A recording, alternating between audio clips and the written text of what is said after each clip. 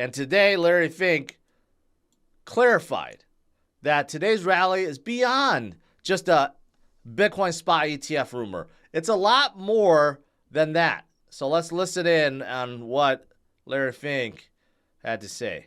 This rally is way beyond the rumor. I think the rally today is about a flight to quality with all the, all the issues around the Israeli war now, global terrorism. And I think there's more people running into a flight to quality, whether that is in treasuries, gold, or crypto, depending on how you think about it. And I believe crypto will play that type of role as a flight to quality.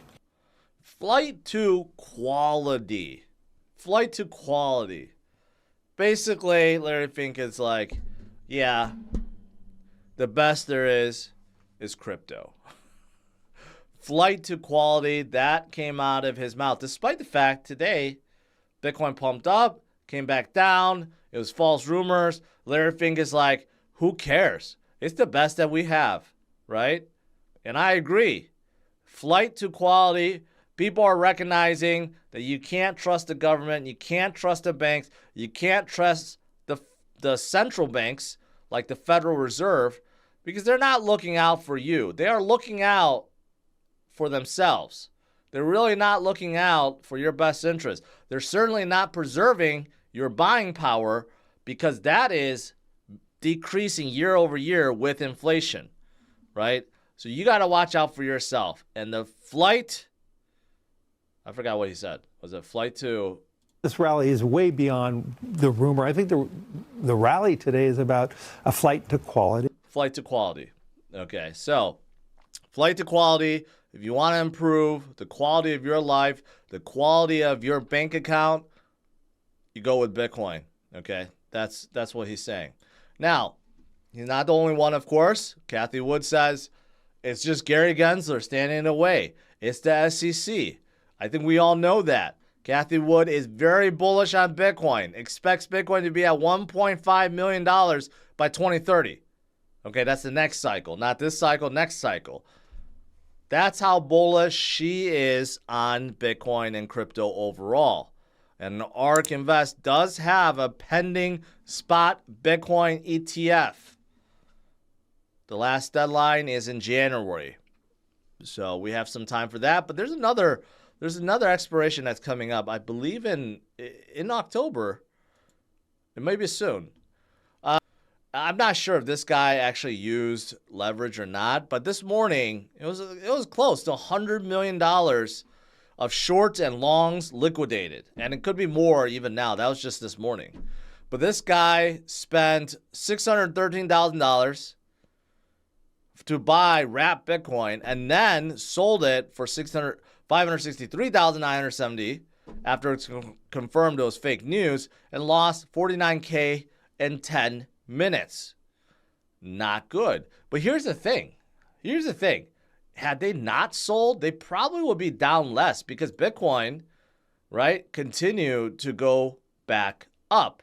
See, sometimes buying a holding is still the best move. I wonder, does it show the price that they sold at? It doesn't. But I'm assuming it's because they bought like right here, okay, and then sold like right here, right?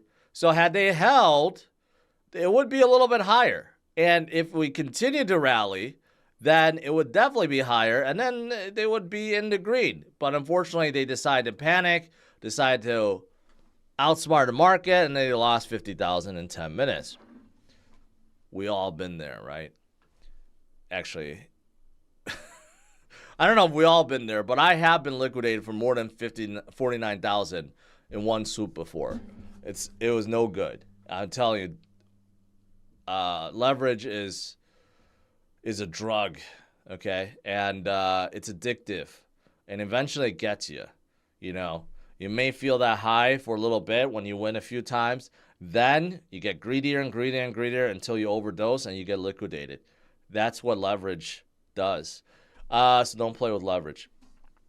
Bitcoin whale address sees unprecedented jump. Why is that? Look at that jump. People anticipating Bitcoin SPY ETF coming around the corner. Quite possibly. Quite possibly.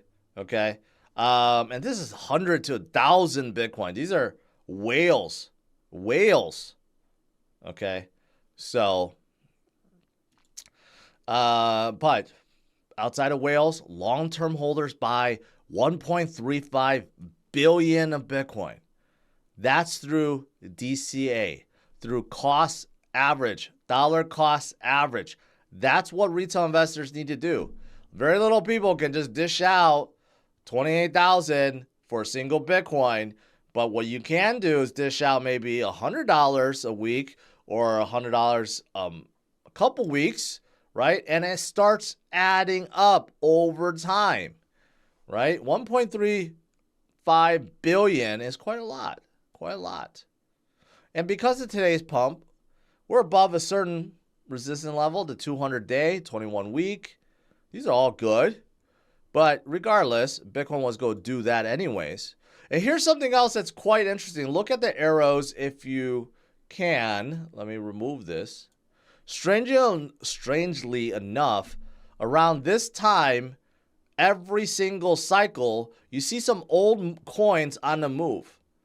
And it's around this time when Bitcoin starts going upwards in a big way. The only exception is like about the 2019 level because we had a big COVID dip. But if we didn't have that, we would have been recovering already. So right now is one of those times. We see a big spike in old coins on a move, and we may be preparing for that huge leg up that drives us way higher. I don't know how high, 200, 250,000. It's right around the corner, okay? So things are looking pretty darn good. And not just for Bitcoin. What about Chainlink? Chainlink is the safest bet for real-world asset tokenization, according to K33 research, right? Why do they believe this? Well, Chainlink is all over the place. They have bridges to all these different chains. They have a huge Oracle network, and they already supply all the prices for all the DeFi projects, right? And they can fetch prices from real-world companies too. I mean, Chainlink just seems like a natural place for tokens, although you could argue Ethereum would be just as good, but you know, Chainlink has its advantages. Chainlink also has a breakout, they've been moving. They had a breakout recently as whales start loading up. Look at this. Wallets between 100 to a million.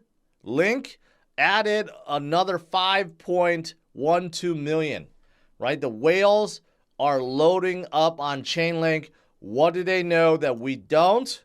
Maybe nothing. Maybe they just know that Chainlink is undervalued, and this is the time to be loading up.